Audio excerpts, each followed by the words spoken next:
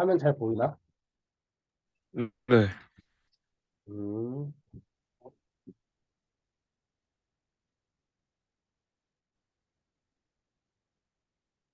잠시만요.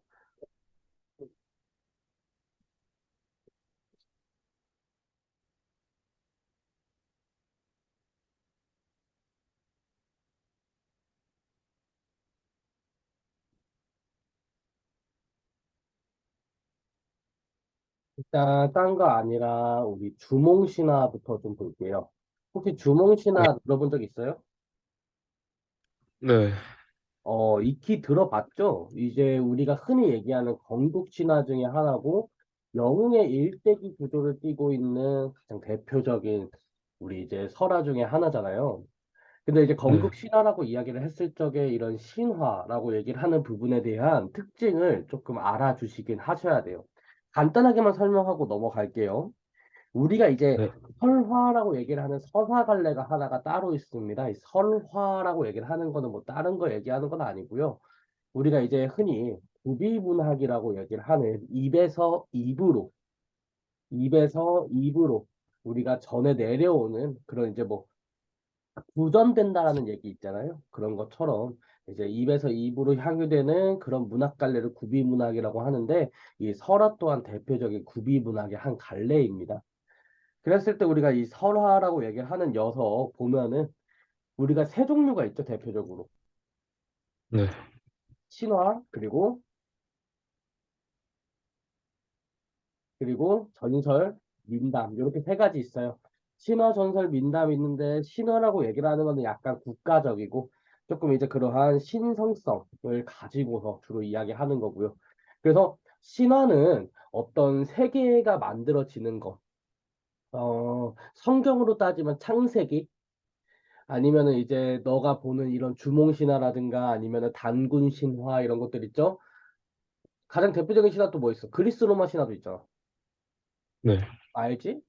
그런 것처럼 어떤 국가의 형성이라든가 어떤 업적을 다루는 그 민족을 그 안에 있는 어떤 신성성을 가지고서 주로 강조하는 그런 작품을 이제 신화라고 얘기를 하고요.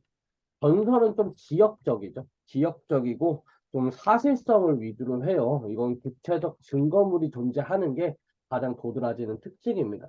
보통 전설은 그 내용에 있어서 그 비극성이 굉장히 강조가 되고 인간으로서 어떤 자세를 가져야 하냐.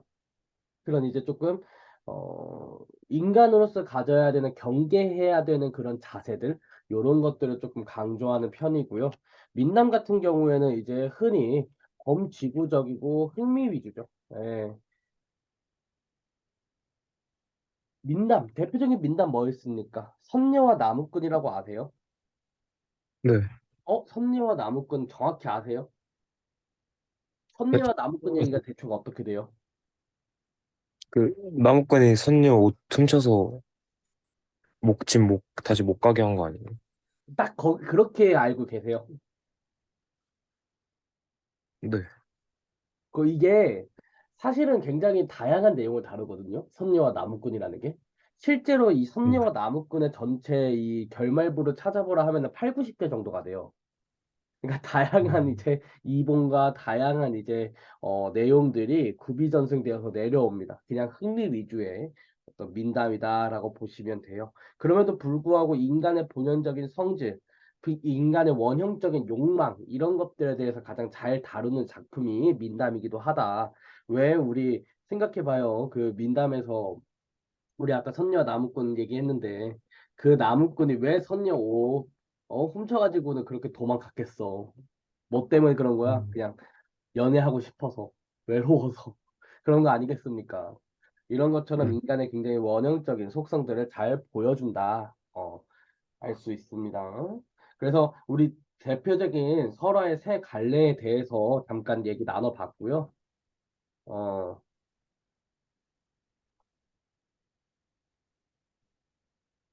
우리 이제 요거 말고 우리가 이제 신화라고 얘기를 하는 거에 대해서는 조금 더 상세하게 확인을 해주시긴 해야 돼요. 우리가 이제 신화라고 얘기를 하는 거는 요거를 이제 같이 어, 함께 항유하는 사람들끼리 어떤 민족적 자긍심이 고취된다. 또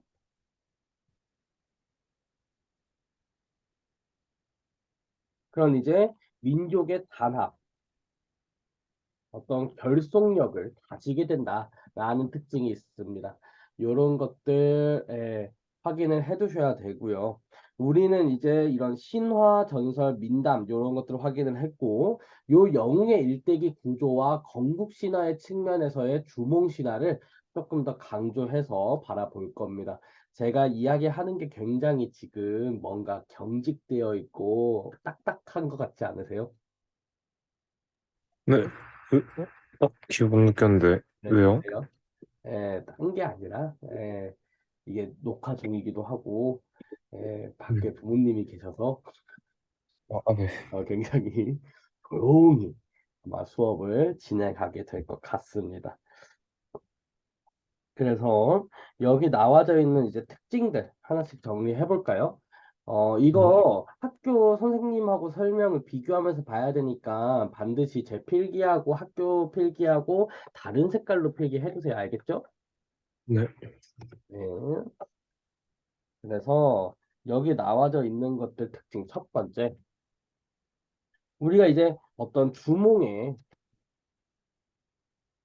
탄생과 어떤 고구려 건국의 매력을 알아보는 데 있어서 어, 난생설화 이거는 뭐냐면은 알에서 태어났다 이거예요. 알에서 태어났다는 건데 그 중에서도 인생란에 해당됩니다. 인생란이라고 얘기를 하는 거는 사람이 알을 낳았다 이거예요. 음. 알겠죠? 그리고 굉장히 네. 다양한 신화적 화소가 있습니다. 화소라고 얘기를 하는 거는 이야기의 구성 요소들이에요.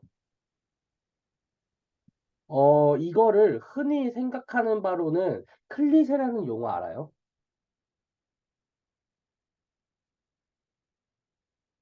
혹시 아십니까? 어, 클리셰요? 클리셰. 클리셰는 잘 모르는. 아, 그래요? 모티프라는, 그러니까 이제 어떠한 이야기들을 요런 요소들을 하나하나 결합을 해가지고 하나의 전체적인 스토리로 딱 만들어낸 거예요. 텍스트로 만들어낸 건데, 여튼, 여튼 요런 거에는, 왜? 네? 요런 거에는 이제 선송강림 저요? 모티프. 왜? 안 들려? 저 아무 말도 안 했어요. 아, 그래? 선송강림, 그리고 난생, 그리고 기아, 태양숭배 등, 뭐 동물 양육가 엄청 많아요. 이거는 이따가 작품 보면서 좀 더 상세하게 볼 겁니다. 각각의 내용들이 어떻게 들어가는지를 이따가 볼 거예요. 네. 그리고 세 번째, 어떤 천재, 그리고 해모수, 주몽에 이르는 이 삼대기 구조를 가지고 있다. 요 삼대기 구조라고 얘기를 하는 거는 천재, 해모수, 주몽뿐만 아니라 거기 뒤에 나와져 있는 또 다른 인물 가지고서도 이제 등장을 하거든요. 음, 네. 요런 삼대기 구조. 3대가 연속해서 일어났다는 거야. 천재에 이어서 해모수에 이어서 주몽, 이렇게. 뭔 말인지 알겠죠? 네. 요걸 공부하면서 제일 중요한 거는 뭐냐면은 요 영웅의 서사 구조, 영웅 서사 구조 있죠. 네. 요 구조를 조금 이제 정확하게 확인을 해주시는 게 좀 중요해요. 예를 들어 조웅전이라든가 유충열전이라든가 홍길동전 같은 경우에 이러한 영웅의 일대기 구조가 굉장히 대표적으로 등장을 하거든요. 그러면은 요 구성은 어떻게 되느냐? 가장 먼저 고귀한 혈통을 가집니다. 요 장면은 어디서 등장을 하냐면은 주몽이 천재의 아들인 해모수와 하백의 딸인 유화의 아들이다. 즉 뭐냐? 신의 자손이다 이거예요.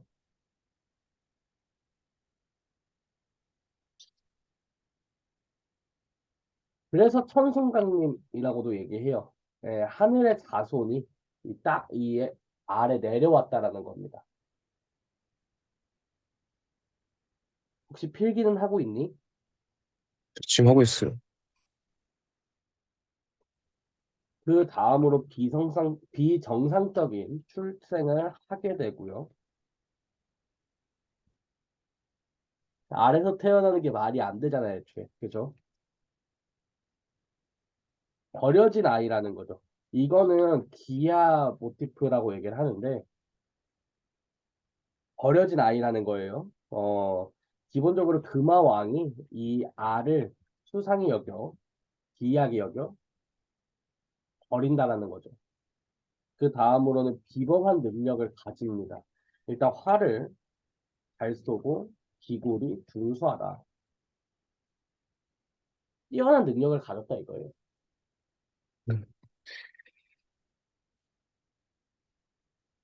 성장 후 시련을 겪고요. 그런 다음에 시련을 극복하고 위협을 성취하는 그런 과정까지를 우리가 이렇게 이야기할 수 있고요. 이런 시련을 극복하는 데 있어서는 일반적으로 노력자나 본인의 뛰어난 능력으로 극복하게 된다라는 거죠.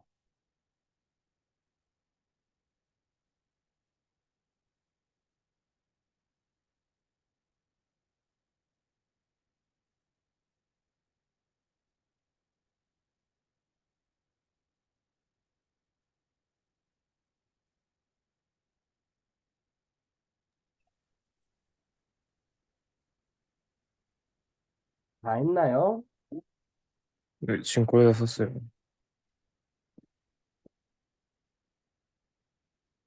그리고 여기 있는 주몽신화는 고구려 건국이죠.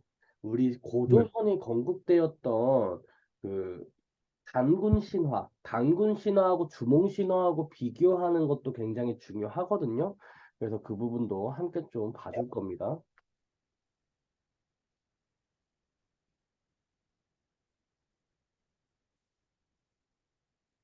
알겠죠? 네. 그럼 본격적으로 작품 한번 같이 읽어볼게요. 교과서로 같이 읽으니까 충분히 잘 읽을 수 있을 거라고 생각을 합니다. 네.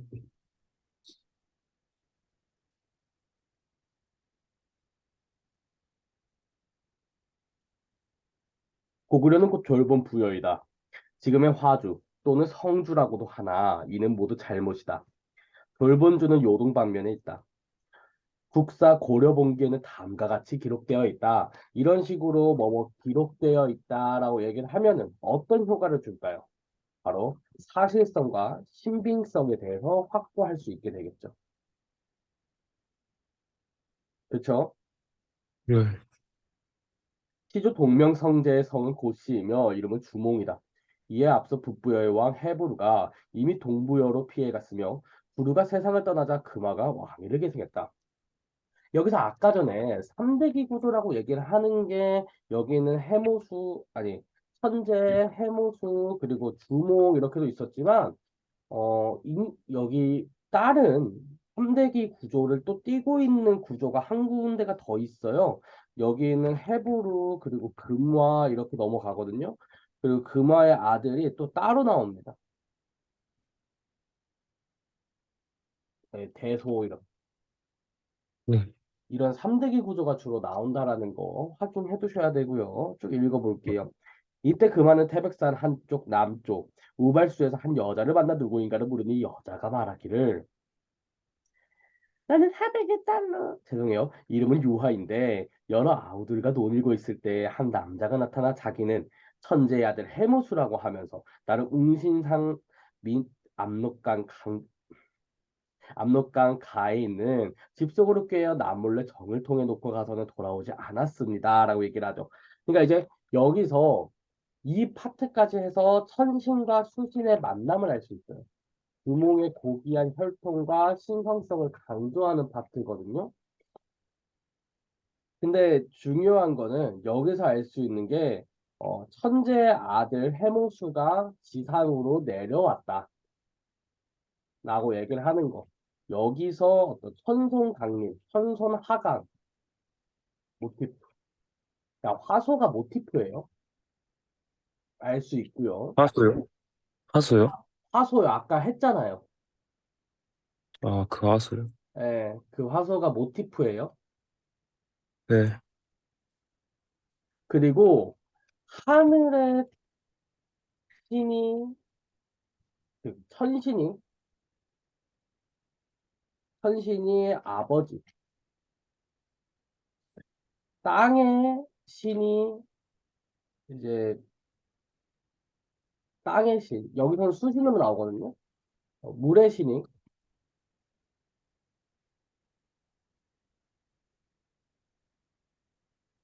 요런 거를 보고 천부지무 이 모티프라고도 얘기해요.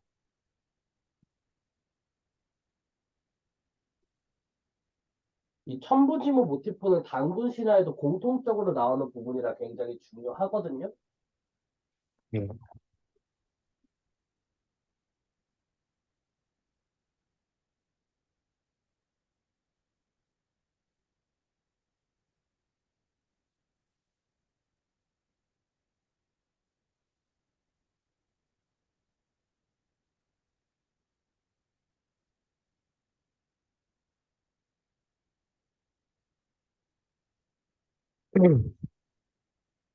그래서 우리 부모는 내가 중매도 없이 혼이 난 것을 꾸짖어 마침내 이곳으로 귀양을 보낸 것입니다.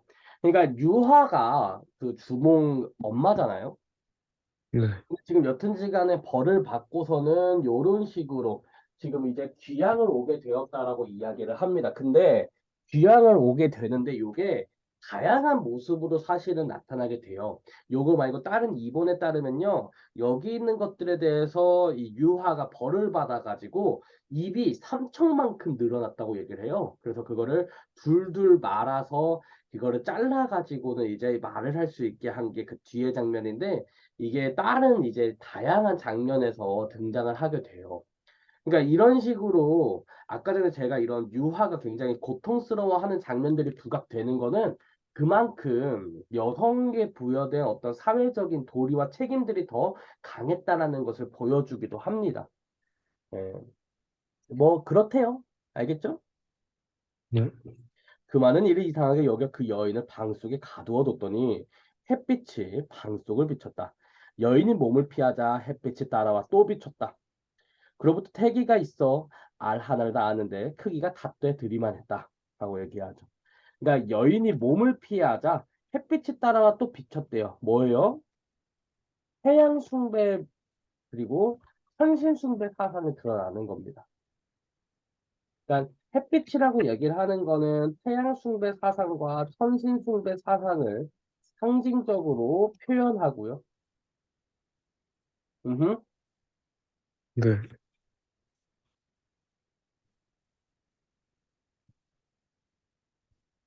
알겠죠? 네. 이 알에서 태어났다라고 얘기를 하는 거는 어떤 기이한 출생이라고 얘기를 했죠. 난생설화입니다. 그 중에서도 인생난이죠. 자, 여기서 이제 가장 먼저 첫 번째 실현이 나타납니다. 왕은 그것을 버려 개와 돼지에게 주었으나 모두 먹지를 않았다. 개와 돼지에게 줍니다. 그럼에도 불구하고 개와 돼지가 먹지 않아요. 두 번째 실현 또한, 아니, 두 번째 실현이에요. 개와 돼지가 먹지 않고요. 새와 짐승은 오히려 보살펴 줍니다. 이거를 가지고서 우리는 동물 양육 모티프라고도 얘기해요. 그러니까 이런 식으로 지금 개와 돼지는 먹지 않고 새와 짐승은 오히려 버려진 주몽의 알을 보살펴 줍니다. 이런 식으로 따졌을 때 개, 돼지, 새, 짐승들은 어디에 해당될 수 있다? 도력자에 해당될 수 있다.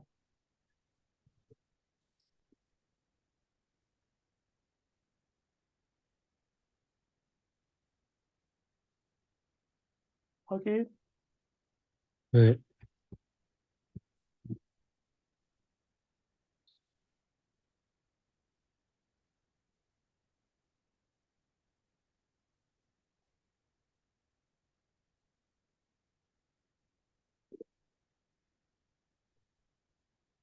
마침내 그 어머니에게 다시 돌려주었다. 그 어머니는 알을 물건으로 싸서 따뜻한 곳에 두었더니 한 아이가 껍질을 깨고 나왔는데 골격과 외양이 영특하고 기이했다라고 얘기를 하죠. 그러니까 여기서 이제 껍질을 깨고 나왔다고 얘기를 해요. 이 껍질이라고 얘기하는 거는 낡은 질서와 구시대적 규범입니다. 그러니까 알이라고 얘기를 하는 거는 그 안에 있는 어떤 생명체가 나오기 위해서 반드시 껍질을 깨야 하잖아요. 그쵸? 네. 그렇다는 얘기는 R이라고 얘기를 하는 거는 현실의 질서를 깨뜨리고 새로운 세계의 질서를 세우는 것을 의미한다라는 거죠.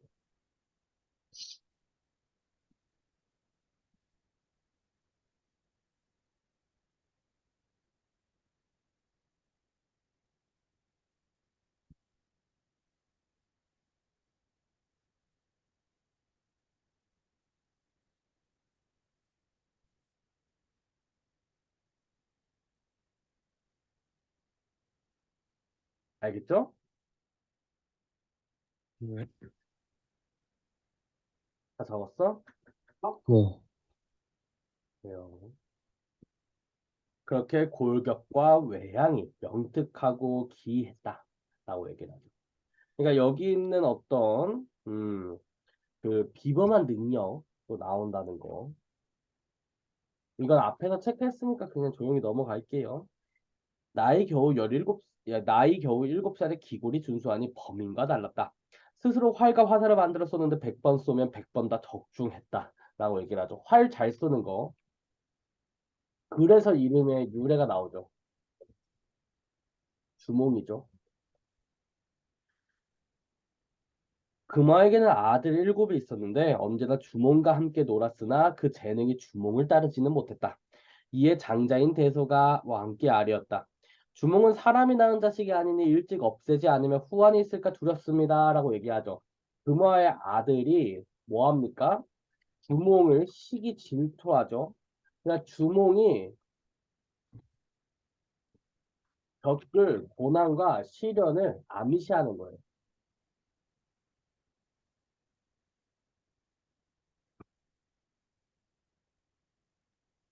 확인? 네.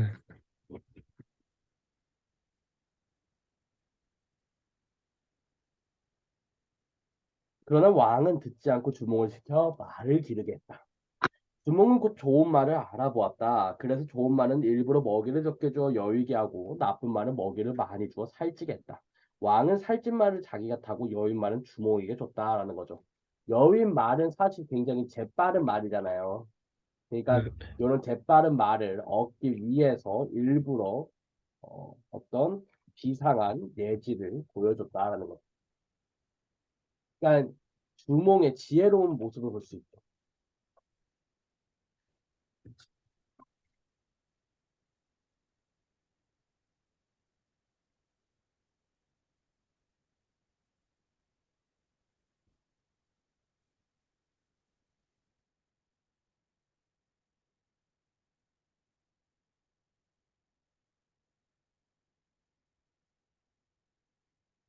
알겠죠? 네.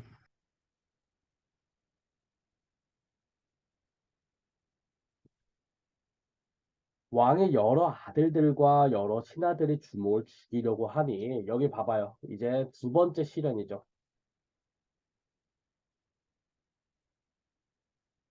금화의 아들들이 여기는 주몽을 죽이려고 한다라는 거죠. 주몽의 어머니가 이 사실을 미리 알아차리고 주몽에게 이르기를 이 나라 사람들이 너를 죽이려고 하는데 너의 재주와 지략으로 어디를 간들 살지 못하겠느냐? 그러니 빨리 여기를 벗어나라 라고 얘기를 합니다. 여기서 어머니의 역할과 비중이 굉장히 적게 나오는데요. 어떤 다른 이본 같은 것들을 보면은 어머니의 비중과 어떤 조력자로서의 어떤 역할이 굉장히 강조되는 것도 있어요. 음흠. 그러니까 다양한 이본들이 있고 그런 이본들이 어떤 복이라고 얘기를 하는 영역에서 문제로 추가적으로 나올 수 있다라는 것을 잊으시면 안 돼요. 여기서는 어머니의 비중이 굉장히 약하게 나옵니다. 맞죠? 하지만 다른 이본에서는 어머니의 비중이 굉장히 크게 나타나서 어머니가 적극적인 조력자로 나타나기도 한다라는 것을 잊으시면 안 돼요. 알겠죠? 네. 그리하여 주몽은 오이 등 세 사람을 벗으러 함께 도망하였는데 라고 얘기를 하는데 여기 개, 돼지, 새, 짐승 조력자였고 오이 등 세 사람도 어떤 조력자입니다. 벗으러 삼아 함께 도망했는데 이 엄수에 이르러 물을 향해 고하기를 나는 천재의 손자이며 화백의 외손자다. 어때요? 자신의 고귀한 혈통을 드러내죠. 오늘 도망해 가는데 뒤쫓는 자들을 어? 거의 닥치게 됐으니 이를 어찌하리요 하였다. 그러니까 시련이 오는데 이에 또 물고기와 자라가 조력자로 등장을 합니다. 이 조력자로 등장을 해서 이 물고기와 자라가 다리를 만들어 주어서 그들을 겁나게 한 다음 흩어졌다라고 얘기하죠. 이걸 사자성어로 어벨성교라고 얘기해요.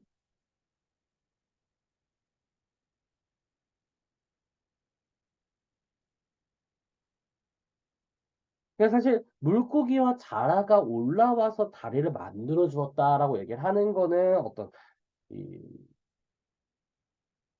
수신 하백의 외손자이기 때문에 물에 사는 애들이 이제 도와준 거겠죠. 그쵸? 네. 그래서 지금 보시면은 여기 금화와 금화의 아들들 있죠. 여기 있는 금화와 금화의 아들들은 주몽을 시기 질투하면서 주몽과 대립 관계를 이루고 주몽과 여기 있는 어떤 동물들과 오이등 세 사람과 이런 애들은 이제 어떻게 되냐면은 조력 인물로 등장하게 되는 거죠. 조력 관계를 이루게 된다라는 거. 요거 꼭 알아두시고 나머지는 이제 쭉 읽으시면 될 것 같아요. 왜냐면은 이제 건국 신화의 마무리, 영웅의 일대기 구조의 마무리, 어떤 업적 달성으로 이 설화가 마무리가 되거든요. 이로써 뒤쫓아오던 기마병은 건너지를 못하고 주몽은 무사히 졸본주에 이르러 이곳에 도읍을 정하였다. 그러나 미처 궁시를 지을 겨를이 없어서 다만 비루수 위에 집을 지어 거처하면서 국호를 고구려라고 정했다. 이나여 고로서 성을 삼았다. 본성은 해였으나 천재의 손자로 햇빛을 받고 나왔다 하여 스스로 고로서 성을 삼았다. 이때의 나이가 12살이었는데 훗나라 효원제 건소 2년 갑신에 즉위하여 왕이라 일컬었다. 고구려가 제일 용성하던 때는 21만 508호나 되었다라고 얘기를 하면서 주몽의 시련 극복과 위협 성취로 마무리가 되게 됩니다. 자, 여기 이제 우리 정우가 이제 이거를 읽으면서 중간중간마다 뭘 확인을 했었죠? 일단 영웅의 일대기 구조 정확하게 확인할 수 있었고요. 그쵸? 네. 또 다양한 모티프들을 확인할 수 있었습니다. 어때요? 기본적으로 천손강림, 천손하강 모티프 들어가 있고요. 천부지모 모티프 들어가 있고요. 태양숭배, 천신숭배 모티프 및 사상 들어가 있고요. 그런 다음에 난생설화, 어떤 그 인생난 이제 모티프도 들어가 있고요. 동물양육 모티프도 들어가 있고요. 그런 다음에 여기 있는 것들 보시면은 네, 다양한 모티프들이 결합을 해서 전체 영웅의 일대기 구조를 이루도록 만들었다라는 거 얘기하고 있습니다. 굉장히 중요해요. 그러면 요거를 읽는 이제 그 향유하고 있는 사람들끼리는 어떤 민족적 자긍심이 고취가 될 것이고 민족의 단합을 이루게끔 만든다라는 거죠. 확인? 네.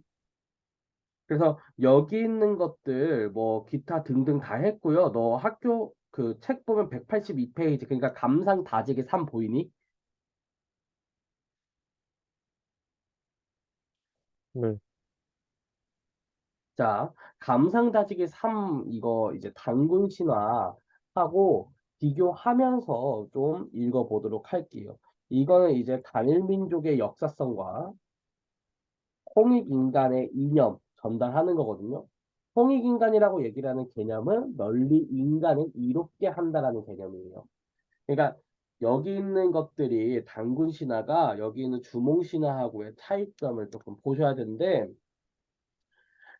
이거는 그냥 사족으로 하나 알아두시면 돼요. 이거를 이제 단군 신화와 주몽 신화의 차이점을 알기 위해서 가장 먼저 비교를 해주면 좋은 거거든요. 그 정우야, 네. 이거 생각하고 넘어가자. 신화를 왜 썼을까? 아니, 이걸 누가 창작을 해가지고 일단 말로 이거를 썰을 풀었다라는 거 아니야? 왜 그랬을까? 네. 단순히 그 나라를 민족의 세운, 자긍심을 고취시키기 위해서 나라 뭐라고? 나라를 세운 인물을, 좀 더 나라를 신격화시켜. 세운 증거를 나타내기 위해서. 내가 언젠가 아마 설명했을 수도 있는데요. 여기 있는 이 신화라고 얘기를 하는 것들이 사실은 다 말도 안 되는 거짓 얘기잖아요. 음, 그쵸? 갑자기 곰이 사람이 되고 무슨 막 어? 물을 막 갑자기 자라와 막 나가지고 막 건너고 막 신이 나와가지고는 뭐 일을 막 하고 이런 게 솔직히 진짜 다 말이 안 되는 얘기잖아요. 일단 기본적으로 비현실적인 이야기 아니겠습니까? 네. 과학적으로 아예 설명이 불가능한 비현실적인 이야기잖아요. 근데 이제 네. 어떤 인간의 의식이 성장을 하고 그런 다음에 이제 어떤 기타 이제 어떤 혁명들 그러니까 이제 최초의 이제 농업혁명 같은 것들이 이루어지면서 삶을 조금 더 편안하게 향유할 수 있게 되었어요. 그러면서 인간이 가지고 있는 욕망 중에 하나는 또 권력의 욕망. 그러니까 이제 타인이 내 말을 듣게끔 만들려고 하는 그런 욕망이 또 자리 잡고 있는데 그런 욕망을 생각을 하니까 이제 여기 있는 애들을 내가 좀 관리하고 싶어. 다스리고 싶어. 근데 그럴 만한 이제 마땅한 사유가 없는 거야. 그런데 이제 이 단군 신화까지만 하더라도 이런 식으로 이야기를 지어도 애들이 고개를 끄덕였어요. 왜냐면은 그만큼 문화적인 의식 수준이 성장하지 않았거든요. 그냥 대충 이렇게 얘기하면은 진짠갑다 하고서는 막 먹을 거 줘. 그러면은 그냥 고개 끄덕이는 거야. 어떤 느낌인지 알겠니? 네. 너 군대에서 아니야. 조용히 할게요. 어, 그래서 그렇게 되는 거고, 근데 이 주몽 신화가 이제 향유되었을 때만 하더라도 그런 식으로 말만 해서는 이야기가 정확하게 전달되지가 않는 거예요. 무슨 말인지 알아? 음, 그러니까 주몽 신화에는 어떠한 과정이 서술이 되어 있냐면은 우리 이제 그 대립하고 투쟁하는 과정이 서술이 되어 있습니다. 참고로 치고받고 싸우는 장면이 여기 단군 신화에선 나타나 있지 않아요. 그쵸?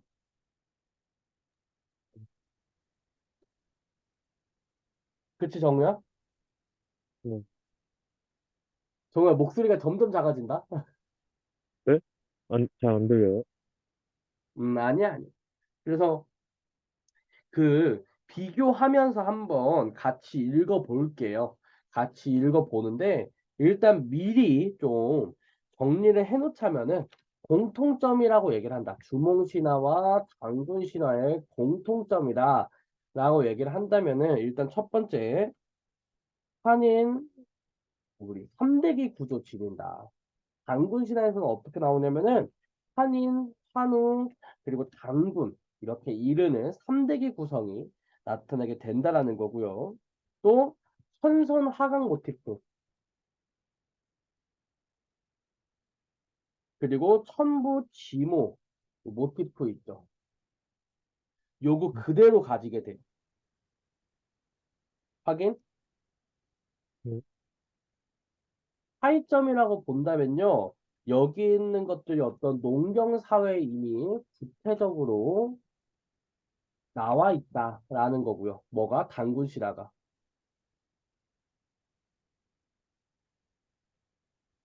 그리고 어떤 단군 신화가 이제 재정일치 사회에 이미 정확하게 나와져 있고 또 단군 신화에서는 투쟁의 과정이 없지만 우리 주몽 신화에서는 투쟁의 과정이 나타나 있다라는 거.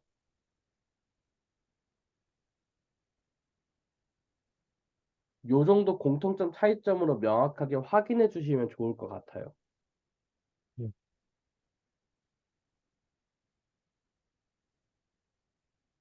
알겠죠? 음, 자, 그래서 여기 있는 것들 이제 단군 신화 한번 읽어보도록 할게요.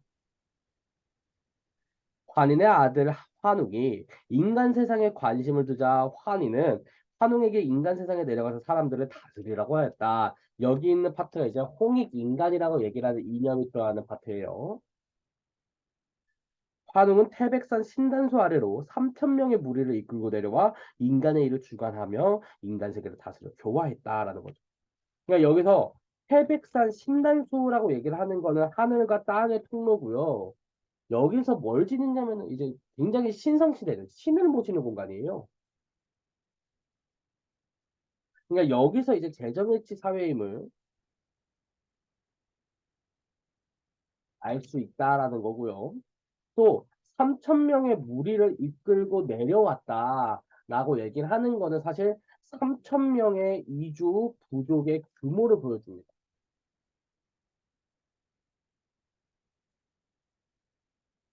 사실 뭐냐면은 이렇게 한반도가 이렇게 있을 거 아니에요. 그쵸? 이렇게 있겠죠? 그치, 정우야? 정우야? 잘 안 들려요? 정우야 목소리 아예 안 들려. 네. 정우야, 여보세요? 어, 여기 네. 있는 북쪽에 있는 이쪽에 있는 그 사람들이 이렇게 내려온 거예요, 지금. 그래서 한반도와 뭐 해야 돼? 이제 결속을 맺으려고 하는 거예요. 그러면 이 결속을 어떤 식으로 맺느냐, 투쟁하느냐, 아니면은 인내하느냐, 이 두 가지 이제 이 가치 중에서 여기 있는 우리 이제 선조들은 여기는 인내의 가치를 택했다라는 겁니다.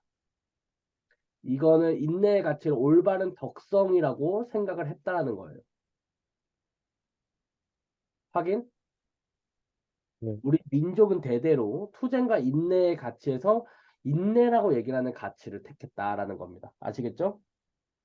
네.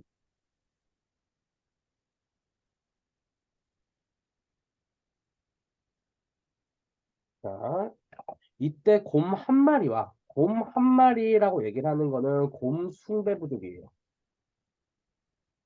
범 한 마리는 이제 호랑이 숭배부족입니다.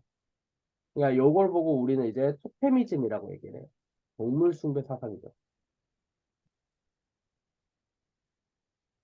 곰 한 마리와 범 한 마리가 같은 굴에서 살았는데 늘 환웅에게 사람이 되기를 빌었다. 그러니까 이제 새롭게 이주해온 부족하고 원래 소속 부족하고 결속을 맺으려고 하는데 그 결속을 맺으려고 하는 메인이 되는 부족이 두 개인 거야. 그래서 그 두 개의 부족이 다투게 된 거예요.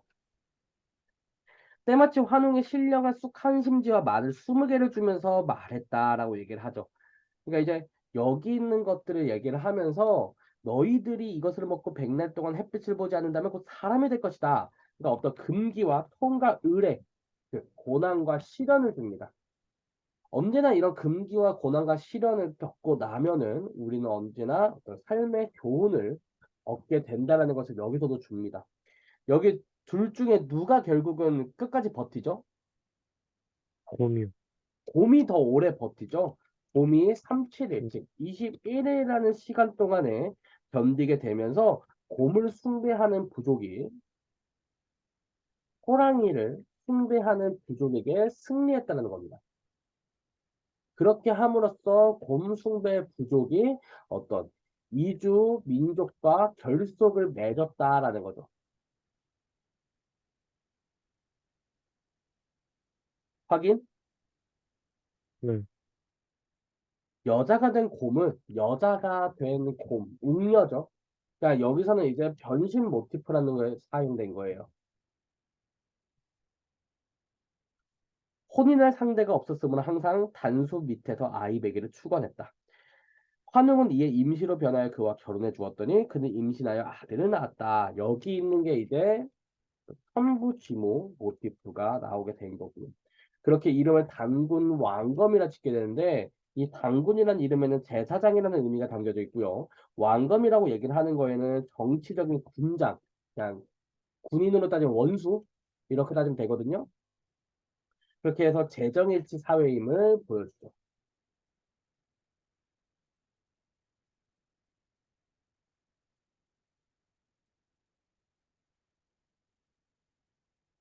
알겠죠? 네. 왕검은 요임금이 왕위에 오른 지 50년인 경인년, 요임금의 즉위 원년은 무제인인 50년을 평양성의 도읍을 정하고 비로소 조선이라 불렀다. 또다시 도읍을 백악산 아사달에 옮겼다. 그것을 궁울산 해서 결국 어떤 신성한 존재임을 마지막에 보여주며 민족의 자긍심을 고취시킨다 하면서 이제 마무리가 되거든요.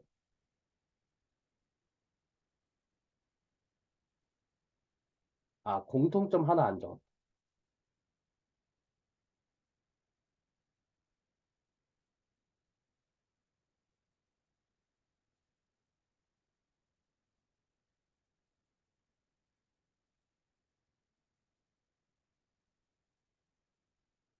요렇게 해가지고 공통점 나오게 되고요.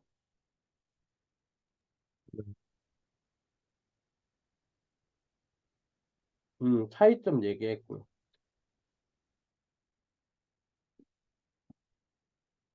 알겠죠? 요러한 것들 확인해 두셔야 돼요. 네.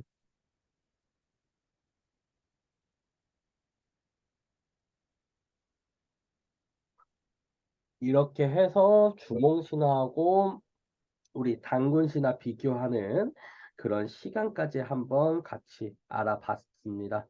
요거 한 다음에는 이제 뭐 할 거냐면은 잠시 쉬셨다가